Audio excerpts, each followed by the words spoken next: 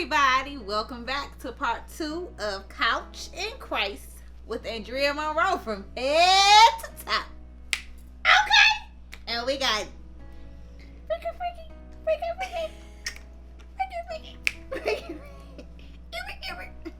I supposed to be? Honey, you are still Jasmine Alyasha, honey. Period. So we're gonna jump right into it, guys. Thank you for being on board on this journey and returning. And we're talking about young adults in Christ, and we're just gonna pick up where we left off. So tell us about mental health. You know, that's my field and whatnot. You know, she degreed up in that field. Okay, both of them. So tell me about mental health / stability. What do you mean by that? Keeping yourself, like, okay, the struggles with being, like, mentally stable, like, as a teenager, while you're going through, you know, like you said, puberty and peer pressure, graduating high school, getting into identities. college. None of my middle schoolers know who they are. Yeah. So Yeah. they all struggle with identity. Finding yourself, but also staying mentally stable at the same time. But also, like, when you do lose yourself, knowing that you can go to God to find yourself again. Like, that kind of thing. Okay, so tell me what role does identity play in being young or being a young adult and in Christ in a relationship? What does identity, like, how does that play a role in it? As people, like, when you're my age, younger, or even older, but definitely, like, while you're middle high school, you lose yourself at some point completely. Mm-hmm. At some point, you're like, okay, I don't know what's going on. I don't know what happened. I don't even know me anymore. And then at that point, when you feel like you've hit rock bottom, you don't have anybody, you have no one to talk to, that's when that relationship with Christ comes into play. When you're like, that's when most people forget to incorporate that relationship with Christ and to actually go to him, talk to him, pray to him, all of that. That's when they forget that, and then they turn to things like alcohol, drugs, suicide, self-harm, all of that. They turn to that because they've forgotten or they don't have that relationship to turn to. That's good. All right, so struggles with school. Child, when I tell you, Great Lakes borrower can't get another $1 out of me. Okay? They can't get another penny off me. Okay? So I remember, you know, graduate school, and just trying to balance life. And then, like I said, me and God, you know, well, God's been the same, but me, my encounters and my relationship and foundation has changed, has shifted a lot, especially in graduate school, because that's when I lost my mom. So my trust in God had left. Mm-hmm. And so I know I didn't struggle in school, though. That's the crazy part. Like, after I lost my mom, I was a 4.0 student. Didn't want to reference that it was God, though. Like, I'm smart. It's me. Okay? I'm strong. I'm strong in these streets. Okay? So I'm like, I'd never, you know, even though I knew where my strength came from and even my smarts, it came from God. But when you going through that struggle, you know, in relationship and, you know, trusting and all of those, you know, components, it's really, really hard with school. Yeah. So balancing school, because you are an active student, okay? And it ain't knocking at your door for loans yet. So actively being in school and actively working full time, how does Christ correlate with your struggles at school? If I don't stay prayed up, all this hair in my head would be gone. Honey, and listen. Would be gone. Honey, listen. Let me show them your scalp. Okay? Honey, scalp. Real. Listen. Unreal. Honey, go ahead and plug the people. Honey, go ahead and plug them and tell them who got this luxurious locks in your Andrea Monroe from head to toe. Yes, baby. honey. Yes. So we plug, okay? Honey, accepted. Wait, I might be accepting the clients. What's today? Maybe. But nah, okay. But yeah, honey, we can't out. This is too much of the flick of the wrist. I can't pull it out. No. We gotta let it keep growing. Yeah. It's gorgeous. So, what about self-love? Oh, honey, people don't understand that self-love is the foundation for everything. For everything. How can you love God if you don't even love yourself? How can you love anybody or anything if you don't love yourself? Like, you can. And I don't think people get that. And it's like, I know, like I said, like, you lose yourself at some point, but you have to find yourself again, and you have to, there's something that everybody loves about themselves. I love me some me. I really do. But it's like, I've met so many people that just have a hatred for themselves, and I'm like, you can't live your life like that. You can't walk around and say, I love God, and then turn around and say, I hate myself. He made you. But see, you know what? When I was young, especially like in high school, even when I first got to college, like, people thought like I was full of myself. And it's a thin line, but it's a difference between confidence and arrogance. Yeah. And so, you know, knowing me, I am very humble, you know, and I love me some me. And I know everybody around me knows that I love me. I put a lot of effort into my look. I put a lot of effort into school. I put a lot of effort into a career. I put a lot of effort into my appearance. And so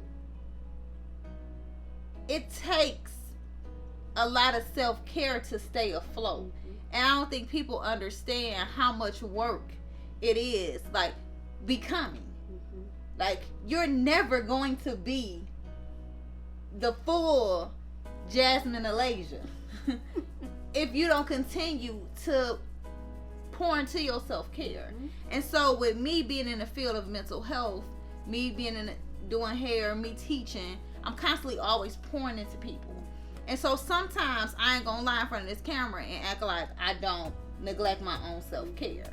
And so self-care, it goes beyond, because honey, you know how my closet look, baby. So my room look, it's nothing for me to get dressed, but I don't just want to be a shell. I just don't want my shell to be, oh honey, she snatched. No, I want the inside of me. I want my mind to be at ease. So self-care is so important, because you have to constantly work at pouring back into yourself. And so God has been, because I'm such a light for other people, because of my profession, and just because that's just who I am. I just love to serve and help people. But I have to go to the source to recharge. And so naturally, when you are a light, when you are peculiar, when you are amazing, when God has favor over you, that will attract people. And so just like the sun has to recharge. You got to go to the sun to recharge. And so I think people don't understand that self-care and the sun is one. So that's real good. I'm glad you put that point on there. So what? Honey, struggles with relationship, baby. Let me get up. Let me walk. Let me walk away. I don't want to wait for our lives to be. Honey, tip, baby. Oh. Listen, when I say, honey, the word relationships, it makes my whole body tremble. on its own. And Christ in that, oh my gosh. Okay, so I'm gonna have a transparent moment, right? So I am over 2 years of celibacy, and so it's hard when you're 33 and you're single, and you ain't giving up no booty. Is we gonna be real? Is we gonna be real? I mean, ain't this why we having this? Okay, is we is or is we ain't? So is we is or is we ain't?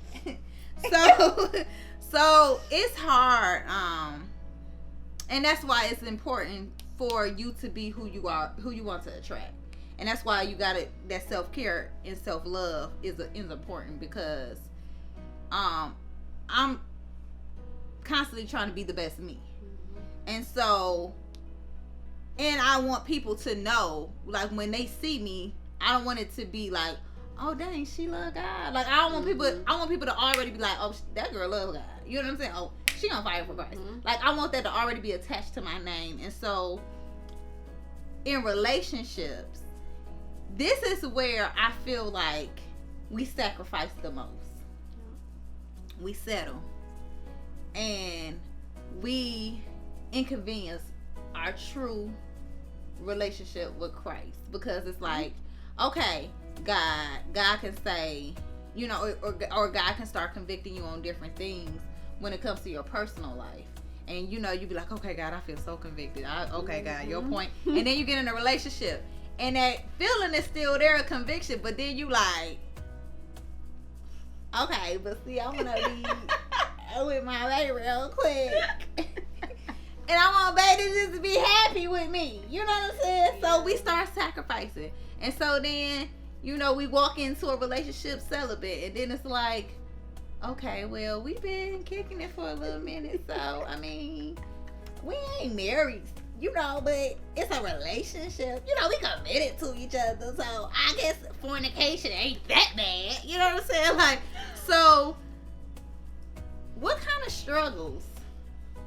I mean, is we ain't gonna be real right now. So what kind of struggles? I guess, like, okay, when you're talking about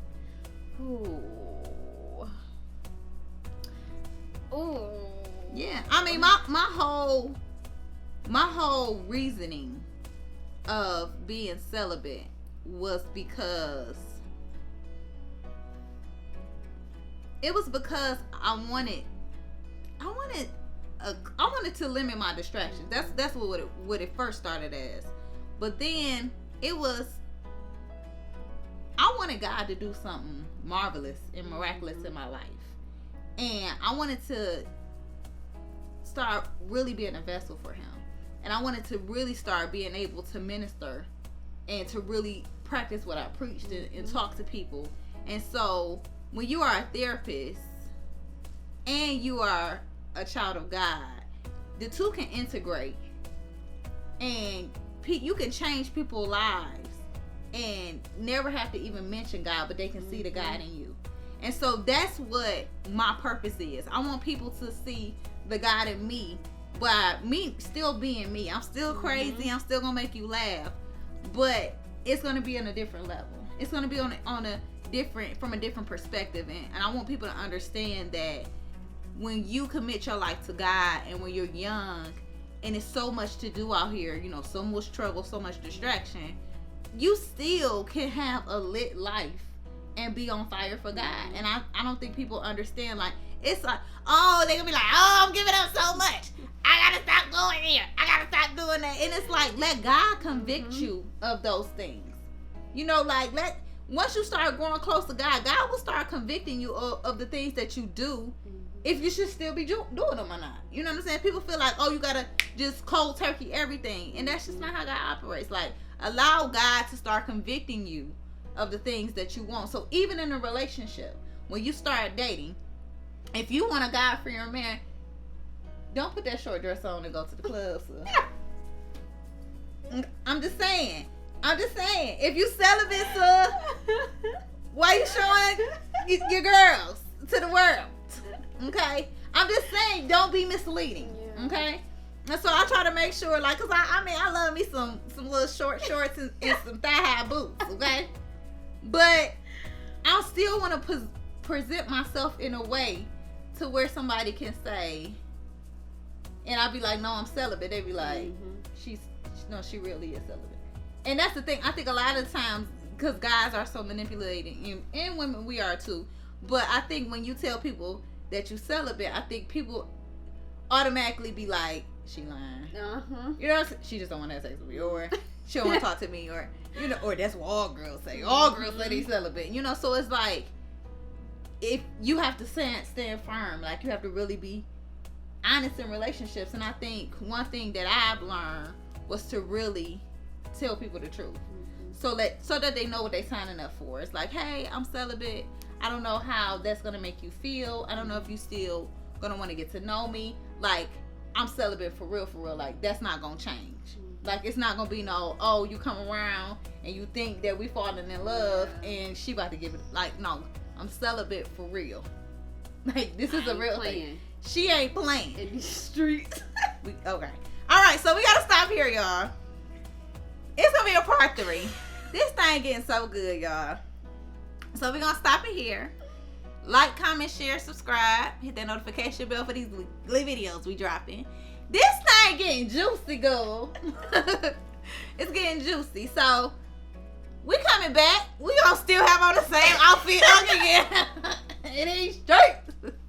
We love y'all. See you in a minute.